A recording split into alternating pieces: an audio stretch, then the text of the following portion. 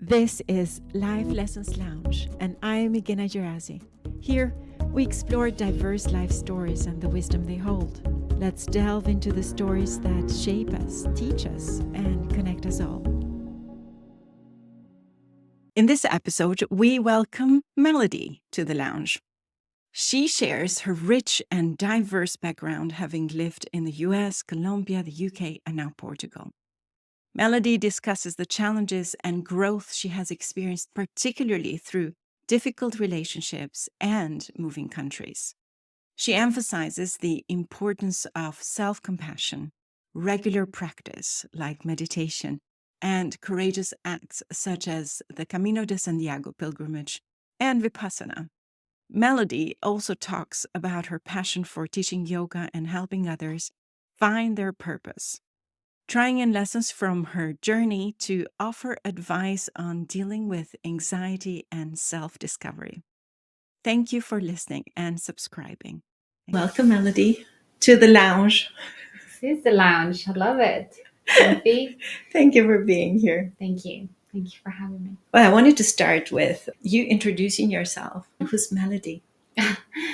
Thank you. I'm really happy to be here, by the way. A little bit tired, but excited to share the story of Melody.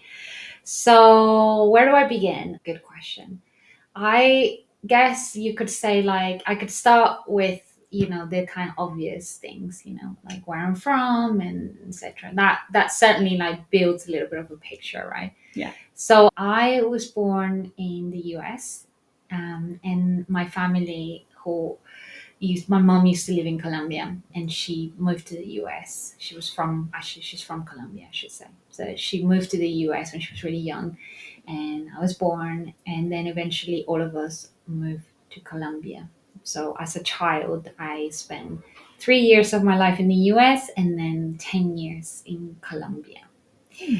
And after that, the idea was that my mom wanted me to learn English. So she said, go to the US for a little bit. So I studied there. I did like the typical high school, etc., etc. And then eventually, after a few years, my mom got settled in the UK. She actually ended up going to England, and I joined her at the age of 17. So at 17, I went to England. So yeah. And it was quite funny because I've always had this really weird mix of where am I from and what's my identity. And I think for me, it's so hard to pinpoint one place. So then I always say all three. I say I'm Colombian American. I mean, I do feel like there are Colombian roots there. And also I lived in England for a really long time. So yeah, that's a big part of it. And your accent is English, quite English. Yeah, so I have this accent which some people kind of say, oh wow, there's something else there. There's a little bit extra, like not sure what it is, but yeah, it is primarily English, I think. And how is it to have such a diverse background, living in so many different countries, being brought in so many different countries? What has it brought to you? Confusion. Okay. That's the That's also first part bad. of it. No, but I think it's true. But I would say that what it's added to my character, I think, is this this sense of belonging in almost anywhere. I just feel really adaptable, and I feel like I've been able to arrive at different places and kind of adapt accordingly. And I think that's the biggest, I think, win, I suppose, from that.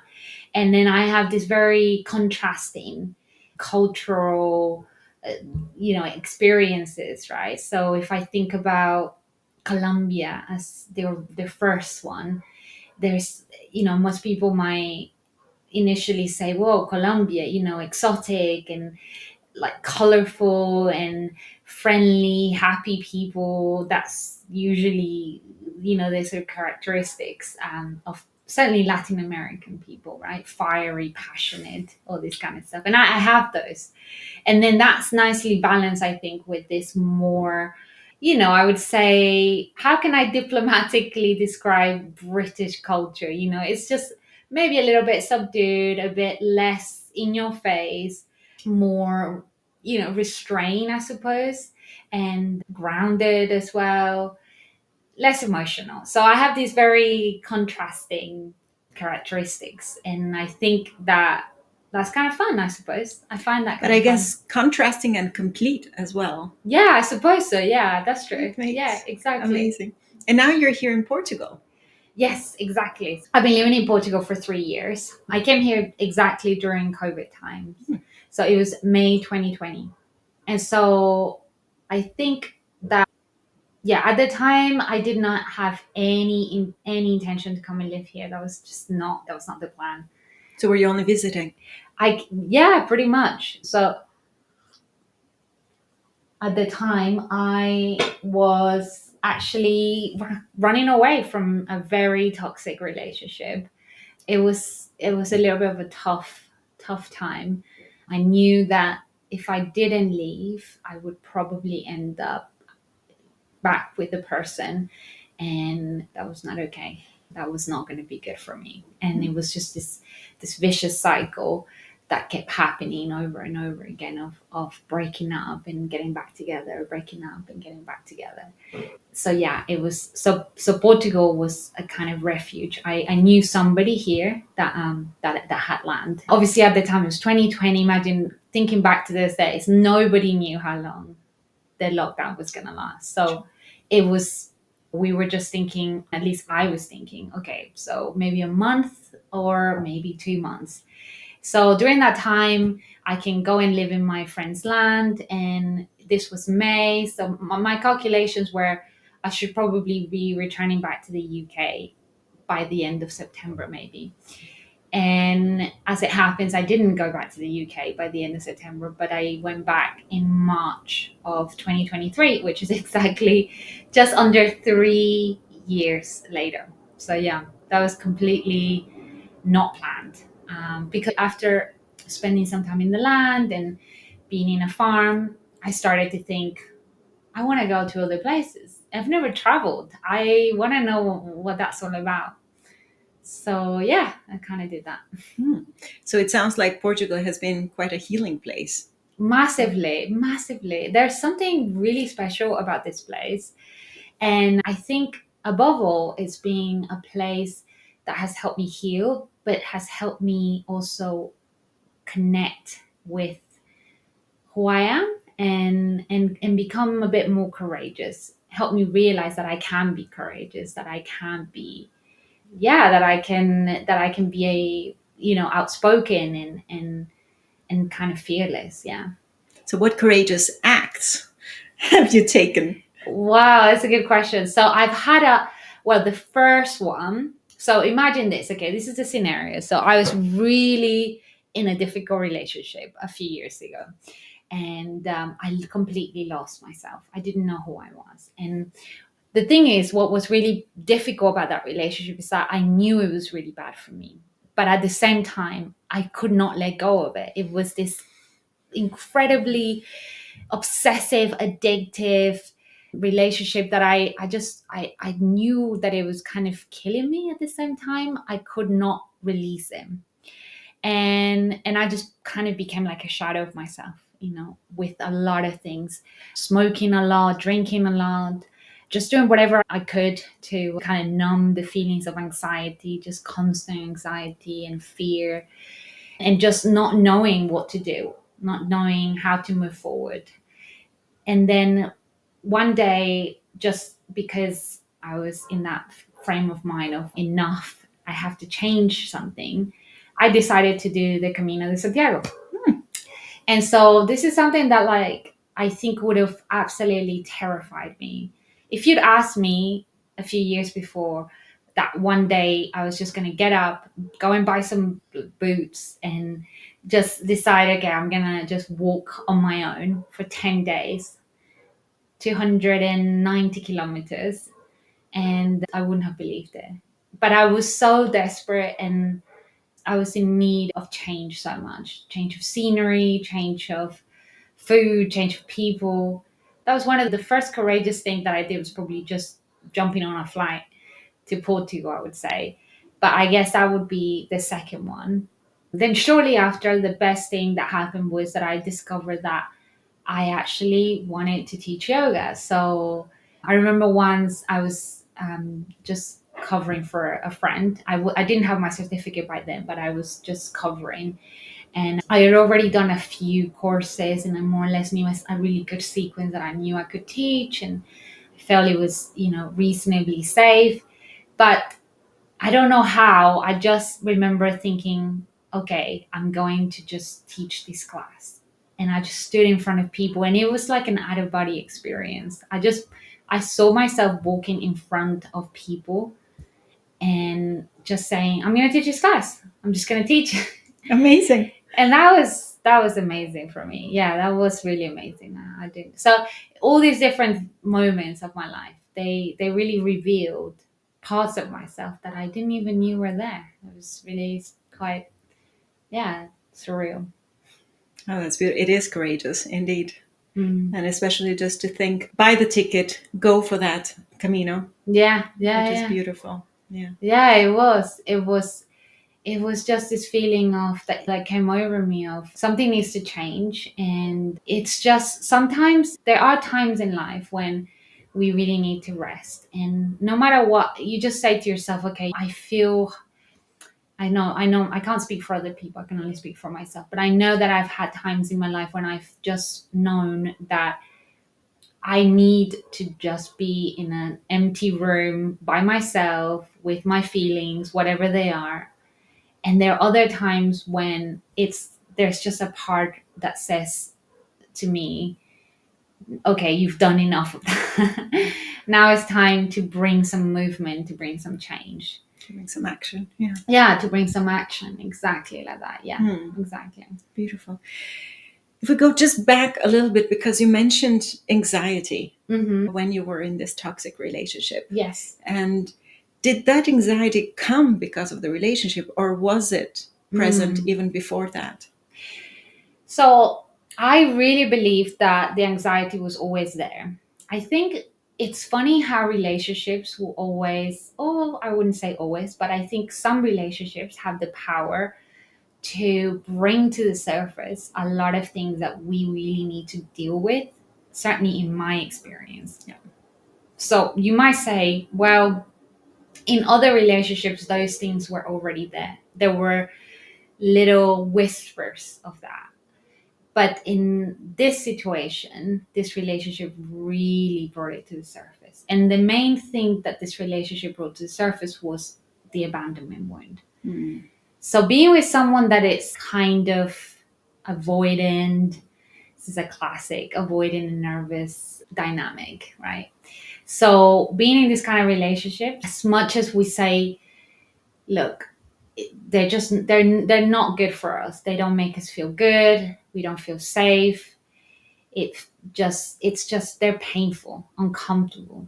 I had a friend that once described them as a shoe that doesn't quite fit. It will hurt Yes. all the time. You're walking around with this stone in your foot, right? In your Yeah. shoe, and you're feeling it all the time. But with that being said, I'm not an advocate for pain and suffering, but there is grace that comes from those emotions as well. There is healing that comes from those emotions. So for me, I would say the anxiety was already there. I already had the feeling of, I should say, I already had the fear of abandonment very well imprinted from an early age, from an age of potentially not having met my dad, not really spending much time with that masculine figure, and maybe feeling abandoned. So what that relationship brought up was, it really heightened that. And it made me see exactly how much I was not able to give myself love, and how much I was not able to take care of myself, and how much I externalized constantly that feeling of safety and security, and delegated it onto someone else, and someone else that just couldn't do that couldn't offer it, that couldn't offer safety, that couldn't offer peace of mind. They just couldn't. So But it's massive because I know personally how much work it takes and awareness, definitely a lot of work to overcome all those because it's huge. It's a life's work, right? It continues to be my life's work. Even now, I struggle with it, and I find myself still falling back into different patterns of being still in that process of not necessarily knowing how to give myself the love that I need. But the thing is, with certain tools, I've kind of learned a little bit more about how to connect with that part of myself that yearns for appreciation, for validation, and give those things to that part of myself. But yeah, it's still really really challenging. I would not say that I'm in any way healed from that. And I think the biggest thing is obviously the people that we choose in our lives, romantic partners or whatever, but generally just that they when I have been the most at the lowest point of my lives, there's always of my lives, my many lives. When I have been at the lowest point, it's always been through those relationships that I've really experienced those wounds, definitely. And how are you now, especially with anxiety? How are you doing? So much better. I mean, look, I think anxiety is something that it comes and goes a lot. I just feel that there's been times in my life when I felt, yeah, it's like this. The thing that I've been working on for a long time is being to what is my relationship with anxiety and how do I create a healthier relationship? So when I do feel it, when I do feel palpitations, when I feel even frustration or anger or sadness, what is my connection to that? And so now it's better because I don't necessarily allow it to just become the ruling voice in my mind. I just let it just put it to one side in a way. Okay, so I'm a bit anxious, but actually maybe I'm a bit excited as well. Maybe I'm just a bit nervous, and that's okay. It's okay to be nervous. It's okay to be a little bit in that kind of like adrenaline. And so yeah, I kind of just looking at it with that from that place rather than oh my god, oh my god, I'm so anxious, I'm so anxious, I'm scared, I'm nervous, I'm terrified. It sounds like a very compassionate approach towards yourself. Yeah, I think so. I think that's the biggest point. I mean, if anything, that's the biggest takeaway. Is I've noticed myself talking to myself in terrible ways in the past, like really terrible. And I've had friends of mine even say, "Would you talk to anyone like that?" And it's interesting when someone says that to you, suddenly turning that lens, and I'm suddenly aware that I wouldn't talk to anyone like that. And sometimes I've said really mean things, like I'm so frustrated with myself, and it's even worse, like you stupid, you idiot. So that's the first thing. It's like, how do I speak to myself, and how much can I be compassionate with myself? But I loved this. I was watching this because I'm really connected to Buddhism. Like I go and spend a lot of time with at monasteries, and there's one very close to here that I go to a lot. And almost every time that I speak to someone about this, I tell them they should go there because it's just such an amazing place. But Which one is that? It's called Sumedarama. It's beautiful. I can definitely give you the link if you want. Yeah, we can put it. Sumedarama is it's from the Theravada tradition, which is which comes from Thailand. And one monk, I remember, I think there's definitely been a few monks that have talked about this, and I think if I remember, I want to remember correctly, but they were talking about this, like how we relate to discomfort. I mean, this is central to Buddhism. Aversion and attachment. These are the roots of suffering. So the way that I can kind of understand that in my life is the more that I push away suffering, the more that I suffer, the more that I try to suppress it, become angry with it, become frustrated with it, the stronger it is. And so that's why I really believe in these teachings. So I know this one Buddhist monk, not from this tradition, from another one. He said once, it's like those days when you're in the train and it's really hot and you've got a big bag on your shoulder, and you think to yourself, oh, I'm so uncomfortable. I'm so tired. I just want to go home. And then he says, well, instead of doing it like that, why don't I just think, actually, it's a really hot train, but it's actually it's comforting in a way. I could be in a sauna right now and pay however much to be hot, right? Or I could have this bag on my shoulders, and instead of thinking of it as a heavy weight, I can think of it as a massage. That's just pulling my shoulders back. I mean, it all sounds really like not real. Who would ever think that? But it's just an example of Yeah, it's a how matter of perspective. perspective. How do you turn things around? Exactly that, precisely. So that's what I was saying before about anxiety. There's a lot of anxiety in my family. I've had it before.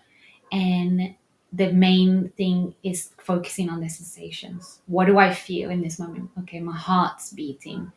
Can I connect with that feeling without going into the mind? Okay, this means that whatever story I'm going to run in my head. No, I'm just feeling the sensation. That's what I'm feeling right now. Is sadness there? Yeah, there's a bit of sadness. Is there some discomfort? Yeah, there's some discomfort. But beyond that, not going into a whole story and then panicking. The idea. It sounds like you do this when you have some time, Mm-hmm. right? Like when you're probably when you have the energy, the time, the space to go in and just feel all these feelings, Yes. everything that's happening. What happens when you get this anxiety attacks, if we could call them, when you're surrounded with people or when you're doing something? Because I have the feeling that it happens quite uninformed. Yes. What I mean, it doesn't knock on the door that, hey, look, you have these things happening and I will come, right?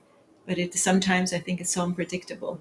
Yeah, I think so. I think you're right. I mean, it looks different for different people at different times, of course, and different things will trigger it. I think the biggest thing that I've come to rely on for me has always been just breathing. That's the biggest thing. And I think most people would say in the moment, it might be that it could be that you might not have any control of it. And it might just be really difficult to even think about breathing. And you might not even think about that. Like I might not even think about that. And sometimes what happens is I just end up feeling, okay, whatever happened. I'm going to be compassionate to myself. Whenever I can, I'm going to bring my attention back to my breathing in that moment and just take it slowly. Just inhale and exhale. And so that's been the biggest thing for me has been that, really, in those moments when it just happens like that. I had a couple of situations lately where I was just walking down the street and I really felt it. And I just remember thinking to myself, all I could say at that moment is, I'm safe, I'm safe. And then just breathe. And these affirmations, they come to me sometimes in those moments when I am feeling a little bit stressed and a bit anxious. What can I hear is another one. What can I see? What can I feel? Connected to the senses. So just bring myself back to the present moment. Yeah, exactly. But it's like with everything in life, these are tools that are going to hopefully help us, but it might be that we don't remember in the moment, and that's okay too. So if I don't remember in the moment, I just tell myself, okay, next time. And then, there's other little cues as well that I use, like it will pass. Everything will pass. It will pass. Just, take a moment, breathe, it will pass. And this has helped me during times when I've been not just anxious, but really sad, really depressed, really lonely, really feeling isolated, all different things. It will pass. Tomorrow will be a different day. Yeah. Yeah, I Basically. have this line, this too shall pass. Yes, I love this one.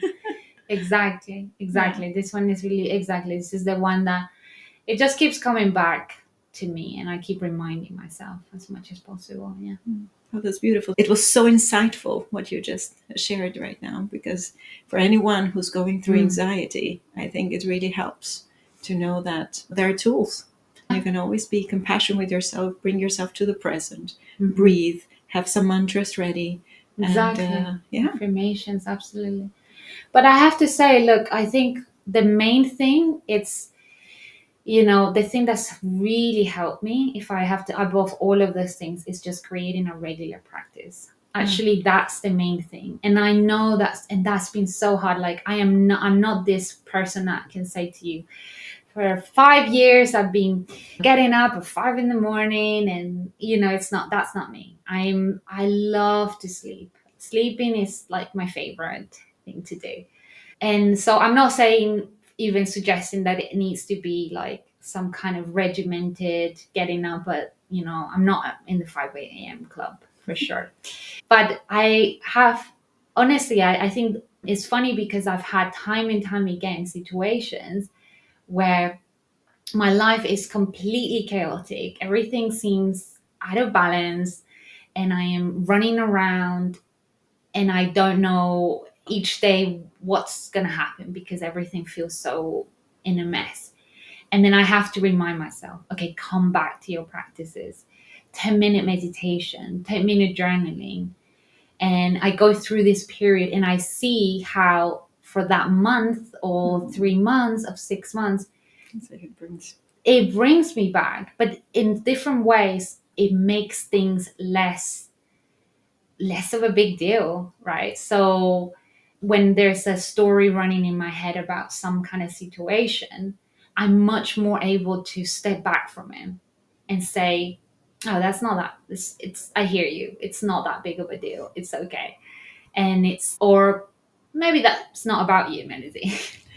Because we run these stories, and I love like Brené Brown, because she talks about this, how we need to have a story. It's not enough to just be like, oh, I don't know, uncertain, not sure. It needs to be like, this is the bad guy, this is what they did. So stories are important for us, but it's about also our relationship to the story and how you can step away from that. If you can step away from that in meditation, I swear it can do that. And I think meditation is the one that can, for me, even more so than asana practices, I think that's the one that I can for sure recommend to as a prevention, tool for anxiety and all the other things. I think, just look, I'm not here to say there's all different kinds of people going through all different very difficult situations, and I couldn't say that meditation helps every single person. I'm just saying that it helps me. Yeah, that's beautiful. Of course, everybody needs to find their own way Exactly. of what helps. Absolutely. Some people really connect with journaling, and I think that's amazing. It's an amazing tool for knowing ourselves. Other people prefer to go for a run or whatever else. But the good thing about meditation, which is the reason why I find it so healing and also so practical, is that you can do it anywhere. So you can just close your eyes, and in that moment, or sometimes I just need to meditate for 5 minutes when I'm on the train. Exactly. For me, what helps is sometimes just complete silence. Mm-hmm. Sometimes before, I used to do a lot of guided meditation. Now, the best way to connect with myself is just being in silence. Yeah, nice. Even 5-10 minutes. Have you ever done a silent meditation retreat or silent retreat? I've done for 5 days. Yeah. Nice, Yeah. nice, Yeah. amazing. I haven't done the Vipassana yet. Mm-hmm. You never know. Yeah, the Vipassana is a tough one, definitely. I was very naive, actually, and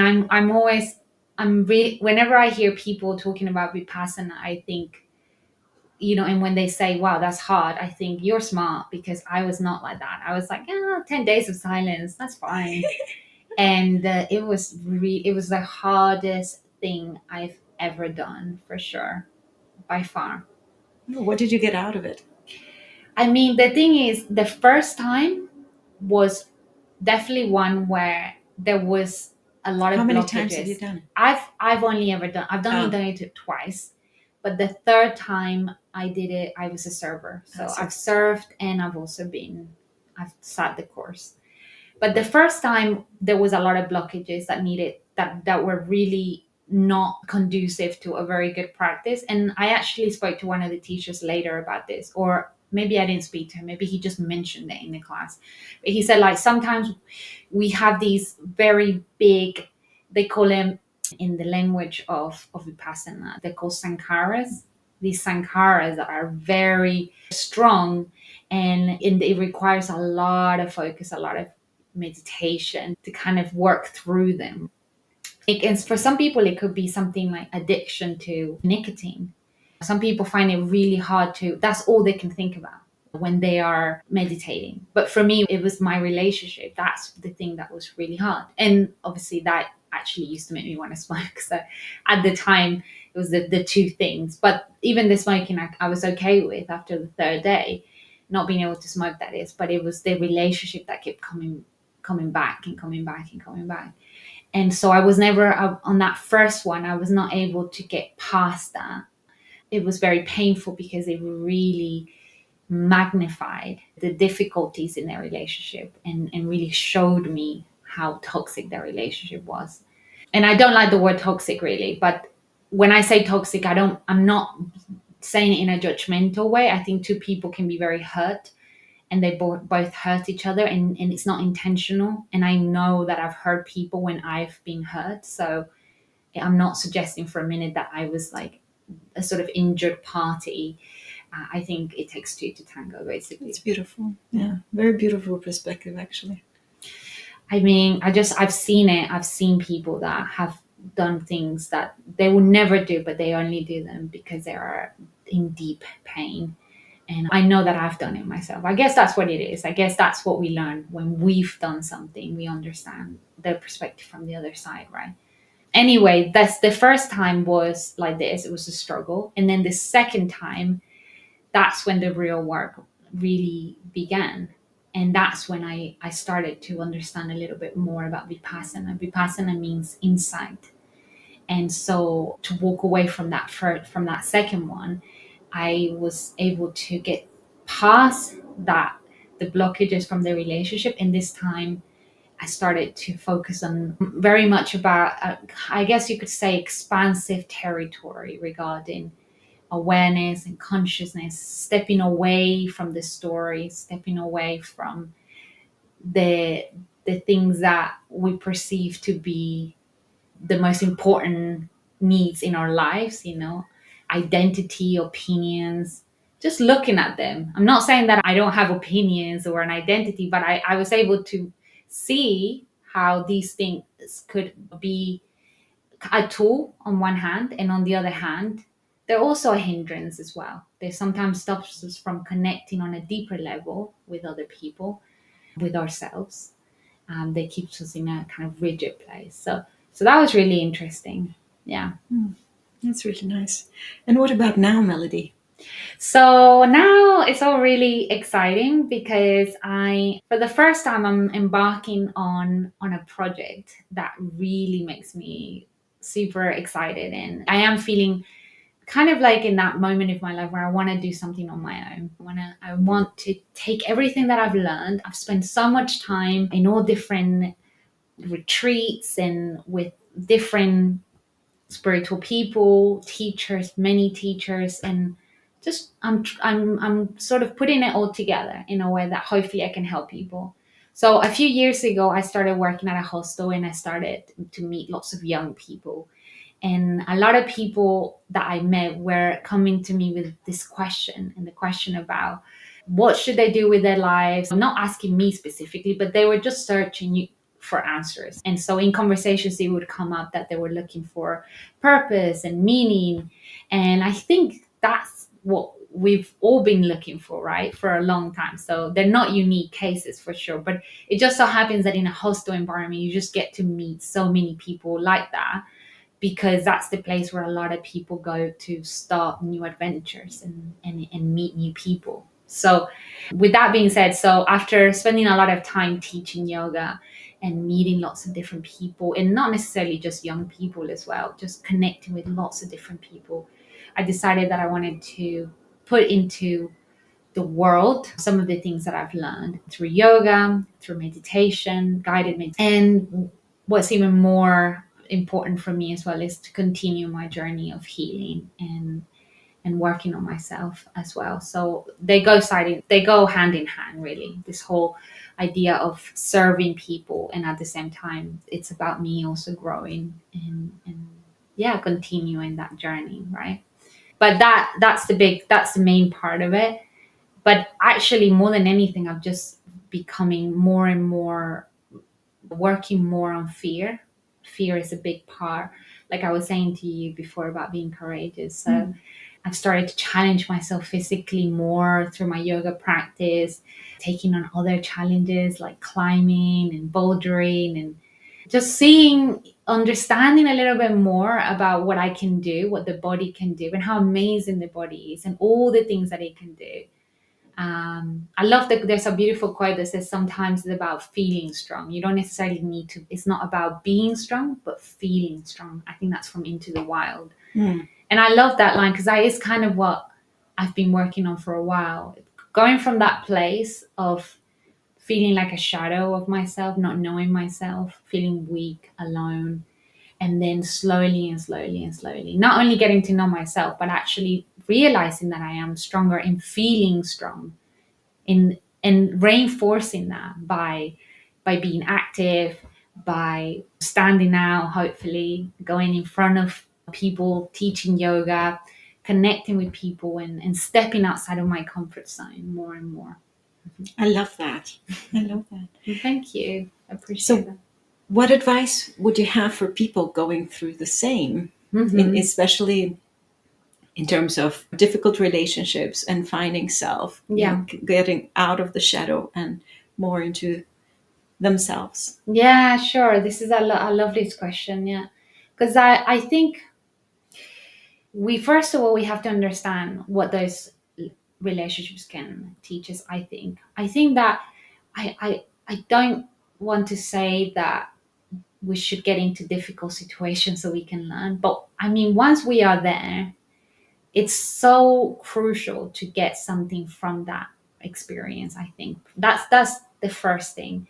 I think one of the biggest lessons that I've learned in my life, and I feel like it's really helped me, is that turning that focus on myself. Okay, so what does that say about me? Like, I'm in this relationship, but why? And why am I attached to this person? And not just about them and what they're doing to me, but also about why I chose that, and why and what it is that I'm doing in my life that is attracting those kind of relationships. There's a lot that we can learn from that. And I think that I remember, I think it's Matthew Hussey that talks about this, and I think he's so spot on when he says this. The moment that we start to lose ourselves in a relationship, like we find someone that we really like, that's the moment when you need to double down on your life, like on the things you love, your activities. Double up. Yeah, so just do more of it. Like, do whatever it is that you really like. Asking myself, what do I really like? So I started doing the artist way, for example. And I have a great group that we've just been working together.